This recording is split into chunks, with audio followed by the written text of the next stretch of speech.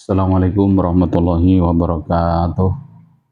Bismillahirrahmanirrahim. Alhamdulillahirabbil alamin. Asyhadu an la ilaha illallah wa asyhadu anna Muhammadar Rasulullah sallallahu alaihi wasallam wa ala alihi wa ashabihi amma ba'du. Kita lanjutkan, kita baca kembali Sahih Bukhari halaman 28 juz 1. Bismillahirrahmanirrahim. Bab raf'il ilmi, bab hilangnya ilmu atau terangkatnya ilmu, wa zuhuril jahli, dan munculnya kebodohan. Jadi ilmunya hilang, kebodohan yang datang. Ini maksudnya ilmu di sini adalah ilmu agama. Jadi terangkatnya atau hilangnya ilmu itu karena orang sudah malas atau enggak senang belajar ilmu agama. Akhirnya kemudian nampaklah kebodohan di masyarakat. Kebodohan itu ya kegoblokan. Waqala berkata siapa Robiah, layam bagi tidak pantas liahadin bagi seseorang indahu yang di sisinya apa syai'un sesuatu minat ilmi dari ilmu ayudhai apabila menyanyiakan dia nafsu pada dirinya. Jadi kata Robiah, tidak pantas bagi seseorang yang mana dia itu mempunyai ilmu agama, kemudian dia menyanyiakan pada dirinya, punya ilmu, kemudian tidak diamalkan, juga tidak diajarkan, disimpan saja.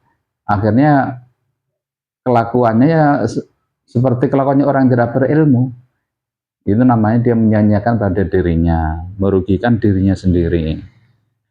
Hadatsana Imran ibnu Maisarah qala hadatsana Abdul Warith an Abi Tayyah an Anas qala berkata Anas qala Rasulullah sallallahu alaihi wasallam, inna min asyratis saati, sesungguhnya dari tanda-tandanya kiamat itu ayrufa apabila diangkat apa al ilmu. Yang pertama itu ya.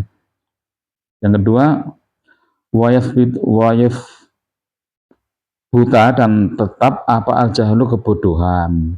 Jadi kalau ilmu diangkat, kemudian yang ada tinggal kebodohan. Walaupun orang itu mungkin beragama Islam, no? Sekarang kan ada, atau sering ya, ada berita-berita orang yang berzina itu yang nggak masuk akal kalau menurut saya itu. Wong berzina kok dengan orang yang mahrumnya. Kadang-kadang orang tua sama anaknya, ibu sama anaknya.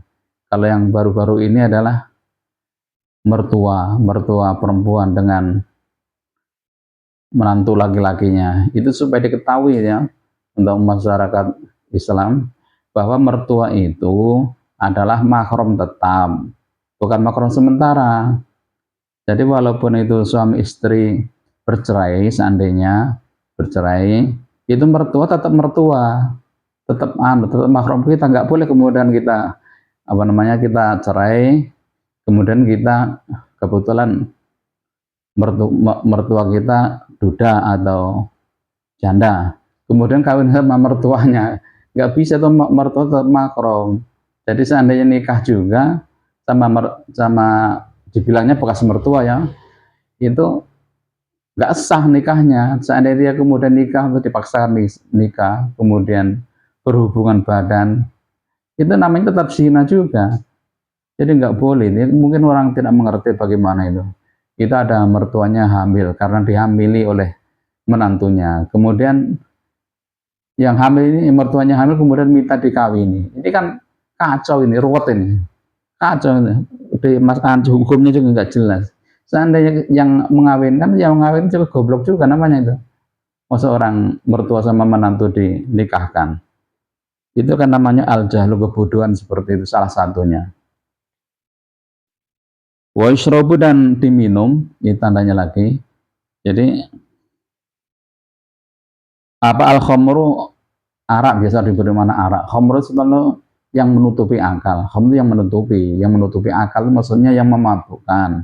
Kalau orang sudah minum arak atau minum ekstasi, pil koplo, itu kemudian itu otaknya bermasalah, itu tertutup, namanya yang itu namanya khamr. Jadi apapun wujudnya, mau berupa cairan atau serbuk atau pil, pokoknya itu kalau dikonsumsi itu menjadikan tidak bagus otak menjadi yang tertutup, itu namanya khomer, itu nggak boleh, haram. Wa yadhharu dan nampak apa zina. Jadi kalau sekarang itu sudah nyata sekali itu. Bahkan orang berzina itu merasa bangga, malah sengaja difilmkan, di syuting, apapun alasannya itu nggak boleh seperti itu. Dan memang salah satu tandanya kiamat memang ya itu semualah, bahwa perzinahan sudah nampak. Kita saksikan semualah yang seperti itu. Yang sebenarnya perzinaan, minum-minum khamar, malasnya orang menuntut ilmu. Padahal kalau kata Salman Al-Farisi ya, beliau mengatakan la yazalun nasu bi khairin ma baqiyal awalu hatta ya ma baqiyal awalu wa yata'alamal akhiru fa idza halakal awalu qabla ayatalamal akhiru halakan nas. Jadi tidak henti-hentinya manusia itu dalam keadaan baik selama generasi tua masih ada dan generasi muda mau belajar. Tapi kalau generasi tua sudah meninggal, halaka telah meninggal, kemudian generasi mudanya tidak mau belajar dari generasi tua, maka hancurlah umat manusia. Jadi memang harus kita usahakan ya, harus kita usahakan, kita senang untuk belajar ilmu agama. Demikian sedikit dulu yang saya sampaikan.